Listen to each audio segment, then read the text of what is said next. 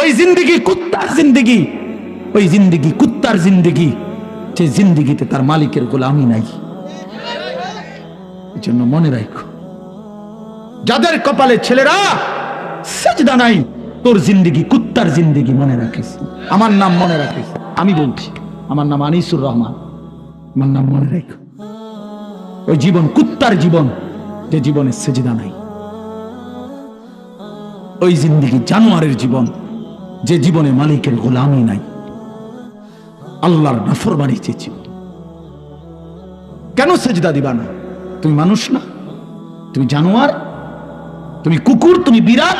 তুমি শূকর? তুমি সেজদা দিবা না কেন? তুমি এক পবিত্র মায়ের ঘরে জন্ম নিছ, তুমি এক ইমানদারের সন্তান, তুমি কেন সেজদা দিবা না? বলুন বাপ, আপনারা যারা বাবা আছেন, আপনাদের কাছে আপনারা বুঝাপড়া করেন। মুসলমান যদি হয়ে থাকেন, বুঝাপড়া করেন নিজের ছেলের ব্যাপারে।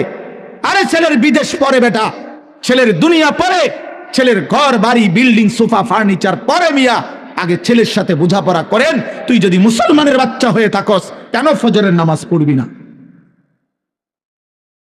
আমি যদি তোর বাপ হয়ে থাকি, তুই যদি আমার সন্তান হও, তাহলে ইমানদারের সন্তান কেমনে বেনামাজি হয়? ইমানদারের মেয়ে কেমনে বেপর্দা হয়? ইমানদারের স্ত্রী কেমনে বেপর্দা হয়? ইমানদারের সন্তান কেন 24 ঘন্টা আল্লাহর নাফরমানি করবে? আপনি তারে আল্লাহ চিনাইতে পারলেন না, জীবনে কি চিনাইলেন?